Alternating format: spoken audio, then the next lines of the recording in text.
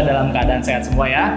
Perkenalkan, nama saya Diki. Kali ini kita akan membahas masalah seputar penggunaan kacamata. Dan kali ini saya tidak sendirian. Saya juga ditemani oleh rekan saya, Pak Abe. Halo Pak Abe, apa kabar?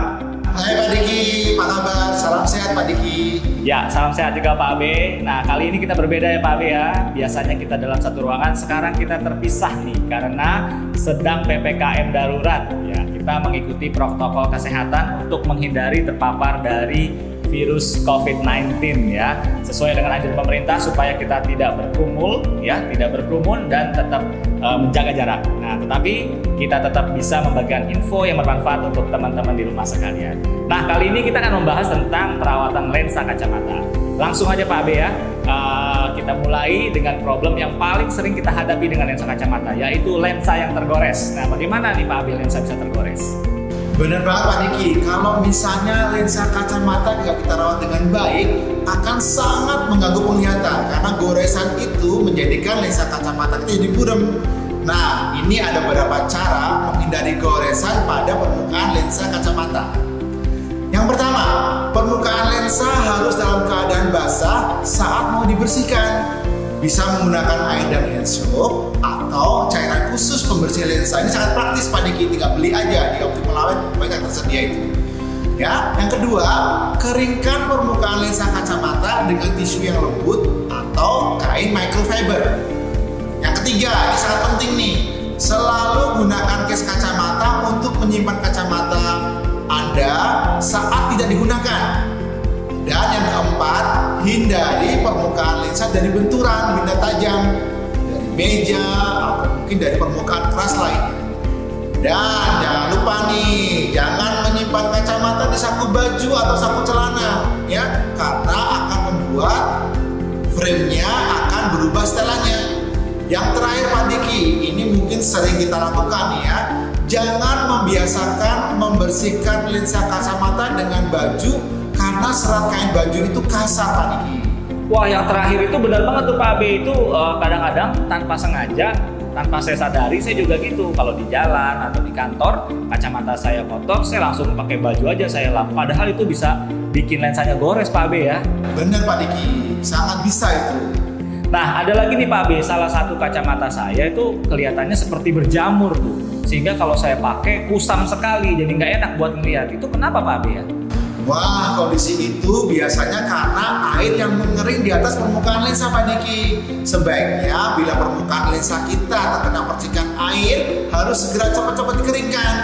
Ya, jangan lupa juga kalau kita menggunakan hairspray, parfum, atau cairan aerosol, sebaiknya jangan sampai terkena permukaan lensa kacamata karena akan menimbulkan bercak pada permukaan lensa dan akan susah dibersihkan. Oh gitu ya. Padahal saya kalau pakai hairspray atau kalau pakai parfum ya, kacamata tetap dipakai. Padahal ternyata bisa bahaya ya.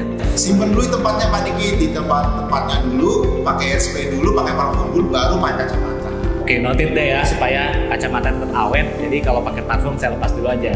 Betul. Nah, ada salah satu kacamata saya juga nih Pak Abi nih. Kelihatannya kayak mengelupas gitu Pak Abi. Kan kita kalau kulit tangan kita tuh kadang kulit arinya suka mengelupas ya. Ini tampilannya mirip seperti itu nih. Jadi kelihatannya nggak mulus aja dan buat lihat itu sangat mengganggu. Kenapa tuh Pak Abi ya? Nah Pak Diki, kita mesti paham nih bahwa semua lensa memiliki beberapa lapisan ya. Ada lapisan tahan gores, ada lapisan anti pantul. Nah, bila kita tidak merawat dengan baik, tentunya lapisan itu bisa mengelupas. Misalnya nih, kita membersihkannya dalam keadaan kering atau menggunakan cairan kimia yang tidak direkomendasikan Pak Diki. Nah, cairan kimia seperti apa Pak Abi yang bisa merusak lensa kacamata? Nah, cairan ini biasanya ada di rumah.